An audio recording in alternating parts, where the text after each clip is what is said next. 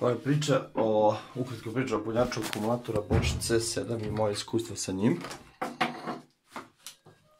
Evo šta tu ima.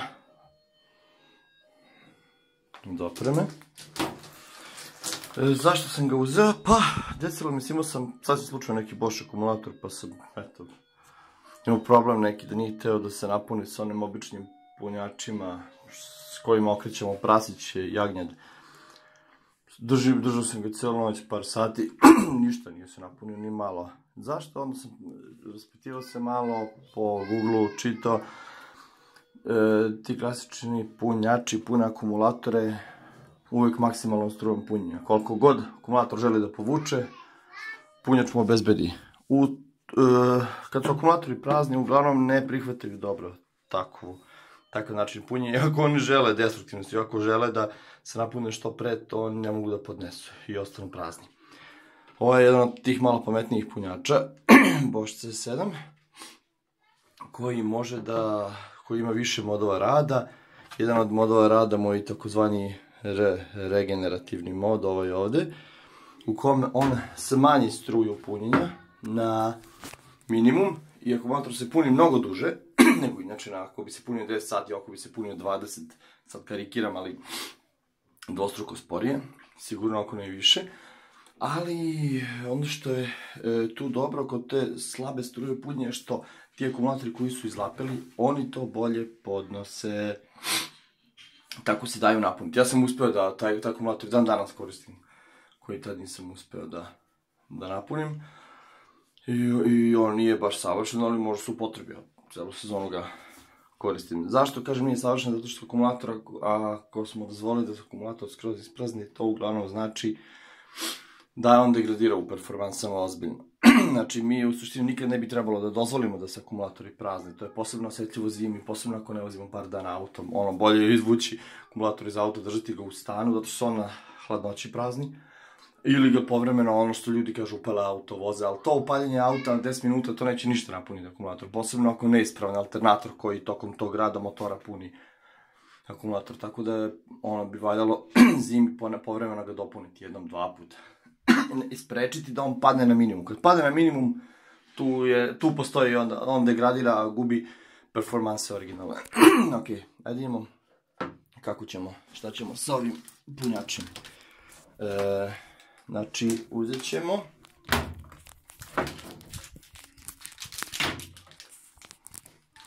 klasika, tu nema puno razmišljanja.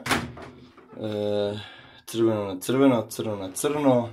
Prvo se kleme stave. Kod ovog punjača ima dodatno i ovi kao šafići neki da se malo dotegne kvalitet kontakta. Što je to bitno, sad bi trebalo vratno i da šmirglom stružemo, ali ne preča posla.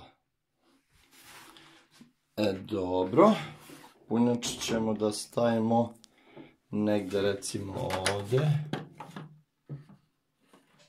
Samo ćemo da obrišemo ovde mokro. I baš u mokro da ga stavim.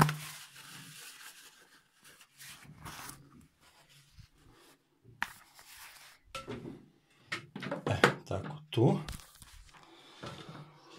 I uključit ćemo ga. Kablove malo da imobilišemo. I uključit ćemo ga u struju. To su prvi koraci. Kad smo uključili u struju, on je sebe prebacio u takozvani stand-by režim. To je ovo plavo. Sad stiskanjem na ovo se menjaju modovi kako radi. Sad smo ga prebacili, kad se samo klikne jednom, on radi klasično punjenje. I u tom trenutku se ovako puni ova skala okolo. Odavde kad je od crvena znači da je prazan. Ovde pređe u žuto, žućkasto. Žuto, na kraju bude zeleno, na kraju dođe do ovde. I kad dođe do ovde, akumulator je pun. Dalje postoji drugi modovi, kad bi stiskali mogli bi da pređemo na to. AGM, ovo je zimsko održavanje, ovaj mod. To je vjerojatno, sad nisam ulazio u to, ali to je vjerojatno ta priča oko punjenja tog za zimi da se osvežava samo. Ovo je samo kao izvor napajanja. I, zašto mi ne nudi regenerativni?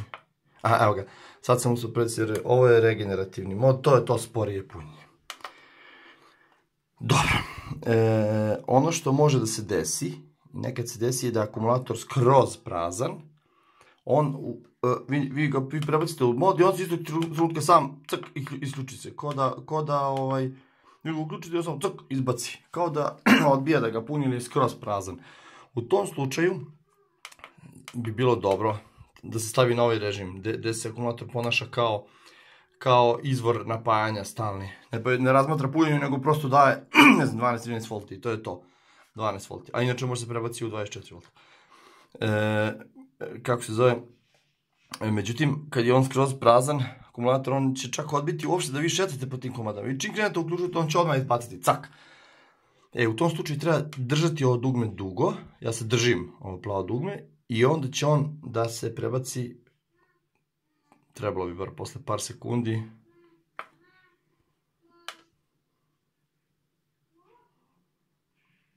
u režim punjenja, bez da razmatra šta se dešava sa akumulatorom. On za to ne želi, vjerojatno zato što vidi da akumulator ima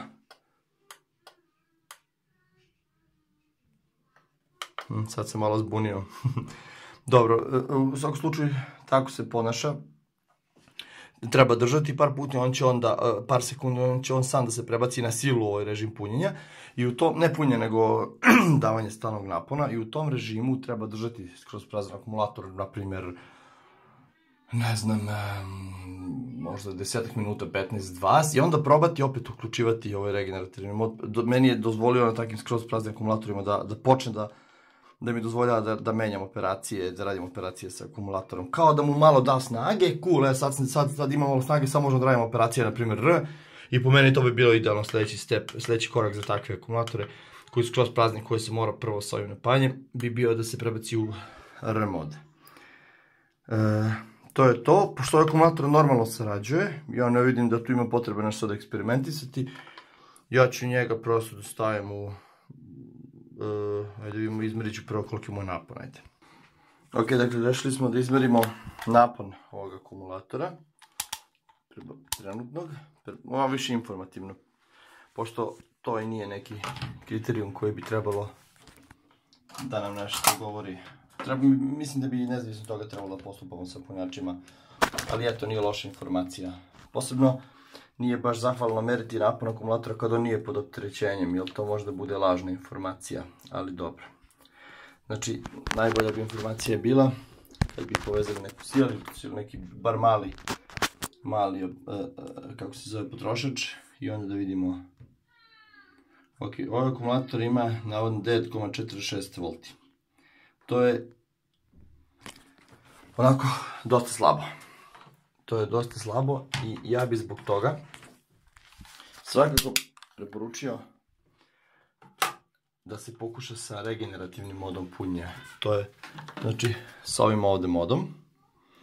I generalno bi ja možda preporučio uvek to da se puni slabom strujom, jedino što je mana toga što mnogo duže traje. Znači, kad vam se žuri, ako možete, kad vam se žuri, onda se ide na klasičan mod punjenja i to je to ovde. I to je to, tu nema nikakve nauke. A kad se ne žuri, onda se puni sa regenerativnim modom punjenja, jer to je manja struja, ona će uspjeti da napuni slabije akumulatore, vjerojatno mnogo bolje nego ono brzo punjenje. Sad ću ja samo eksperimentalno da probam još jednom da dok je klema otkačena, da vidim, da simuliram situaciju koju sam imao. Znači, šta mi se desilo? Ja sam mislio da je pokvarena, da se pokvario punjač. Desilo mi se, ja uključim i on ništa, on ne reaguje ništa uopšte. Neće se prebaciti u jedan mod. Neće, zato što je klema skinuta, znači on čekuje s druge strane akumulator. I to je sad idealno, ja držim sad rukom, palcem drži par sekundi i evo ga, on se prebacuje u taj režim stalnog napajanja.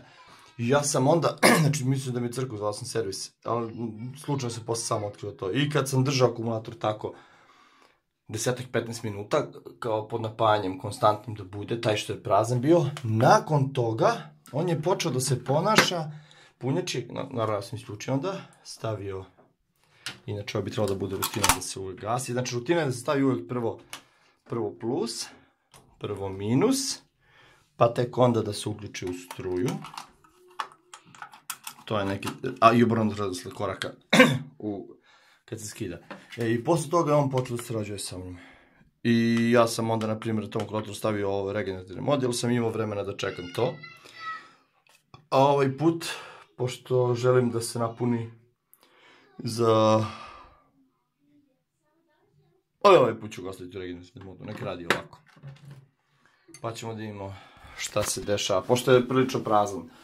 9,5 V, da nisam imao instrument, samo bi ga uvek stavio, gledao bi da imam vremena bar 2 dana za taj proces punje ili 1 dan i stavim ga u regenerativni mod i neka on polako tu radi, on treperi dok radi, ovdje će se pojaviti skalica koja će da šeta u krug i to je to. Eto.